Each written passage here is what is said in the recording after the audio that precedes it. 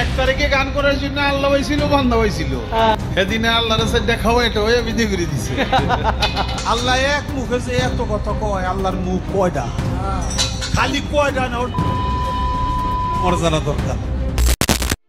আসসালামু আলাইকুম। আবুল সরকারকে নিয়ে আপনি হয়তো এতক্ষণে অনেক নিউজ দেখেই ফেলেছেন, কিন্তু সত্যটা আপনি কতটুকু যাচাই করছেন? চলুন আমরা সত্যটা যাচাই করে দেখি আসলে কি চলতেছে। আমাদের বাংলাদেশের সুশীলদের মত অনুযায়ী তিনি কোনো ভুল করেনি, তিনি সামান্য আল্লাহকে নিয়ে গালি দিয়েছে। হ্যাঁ, ঠিকই শুনছেন। আর এটা সামান্য নয়, এটা সবচেয়ে ভয়াবহ অপরাধ। ধর্ম, বিশ্বাস, আস্থা এগুলো নিয়ে স্বাধীনতা থাকতে পারে, কিন্তু আল্লাহকে কটূক্তি করার লাইসেন্স কাউকে দেওয়া হয়নি। আর হ্যাঁ, যারা যুক্তি দিচ্ছেন তিনি শিল্পী, শিল্প করছেন, আপনাদের কাছে প্রশ্ন, শিল্প কি আল্লাহকে কটূক্তি করার লাইসেন্স দিয়ে দিয়েছে নাকি? অনেক উচ্চশিক্ষিত সুশীলদের কাছে আল্লাহকে নিয়ে কটূক্তি করা শিল্প মনে হতে পারে, কিন্তু সাধারণ মানুষ এটা কখনোই মেনে নিতে পারবে না। সূরা ইখলাসে আল্লাহ তাআলা বলে দিয়েছেন তিনি এক এবং তার কোনো সঙ্গী বা অংশীদার নেই। এখন দেখেন, যেই সমস্ত শিক্ষিত মুসলিম সমাজ তাদের পক্ষ নিয়ে এখন কথা বলতেছে, তারা কি কোরআনটা শিখে নেয়? তারা কি কোরআনের আয়াতগুলো শোনেনি? বা এটা কি তাদের পড়ার কোনো প্রয়োজন পড়েনি?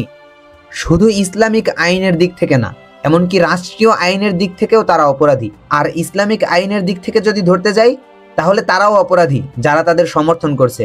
যারা বলছে তাদের সাথে অন্যায় হয়েছে তারাও অপরাধী।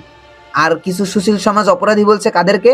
যারা তাদের বিচার করেছে, তাদেরকে পুলিশের কাছে ধরিয়ে দিয়েছে বা তাদের বিরুদ্ধে অ্যাকশন নিয়েছে।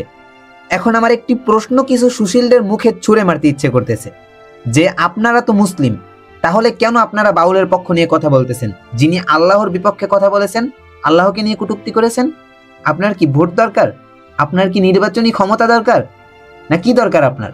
নাকি আপনার জান্নাতের দরকার নেই, আপনার জাহান্নাম দরকার? পরিশেষে একটা কথাই বলবো, বাংলাদেশ একটি ইসলামিক রাষ্ট্র, এখানে সাম্প্রদায়িক কোনো দাঙ্গা নেই।